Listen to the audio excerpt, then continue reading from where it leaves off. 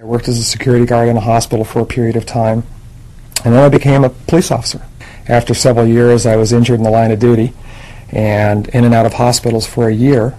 And at the end of that year, the city retired me as a police officer, and I went to the hospital for a job, and they hired me as a department director in support services.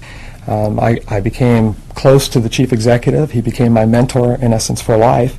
Encouraged me to go back to school and get my postgraduate degree in healthcare administration, which I did. And I then started the progression through healthcare administration, from administrative resident to a vice president position, to senior vice president, executive vice president, ultimately the chief executive officer, and now CEO of a system. We need to go into the community and, be where our patients are, because most of our work should be in the prevention area, not in the let's fix it once it's broken area.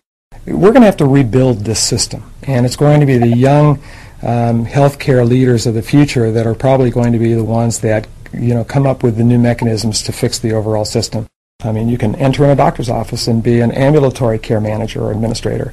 You can enter into a large medical group like Scripps Clinic, and there's an array of frontline, early management, supervisory jobs, be that in imaging or the laboratory, or we even have an internal consulting arm here. When I came to Scripps, I volunteered with the Red Cross, became a Red Cross instructor in CPR and first aid, and again I got my EMT as well, and so I teach CPR and first aid skills to the non-clinical people, most of them here in the corporate offices.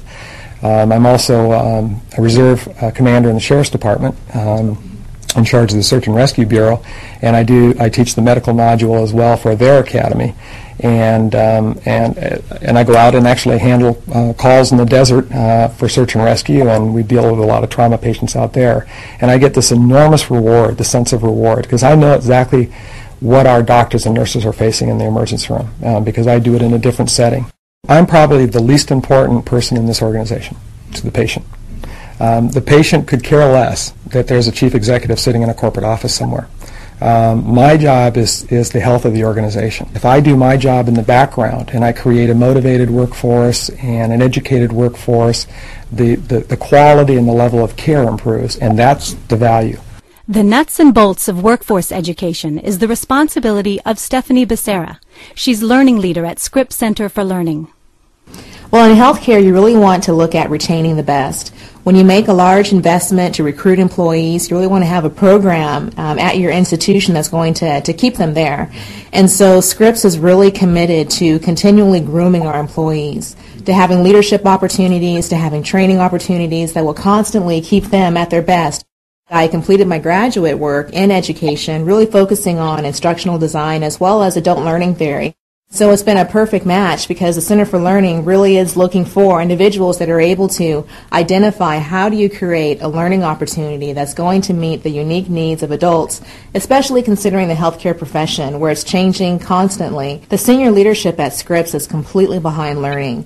They really have a vision to make Scripps as an organization an internal university where employees are consistently able to pursue lifelong learning opportunities. That's really essential. Being able to imagine and see what it is that others cannot see, and being able to have that ability to execute, that discipline to make it happen, and the people skills. This program is brought to you by the American College of Healthcare Executives, an international professional society of more than 30,000 healthcare executives who lead hospitals, healthcare systems, and other healthcare organizations. The leaders of the featured hospitals and health systems are board certified in healthcare management, having become fellows of the American College of Healthcare Executives, signified by the FACHE credential following their names. For more information, go to ache.org.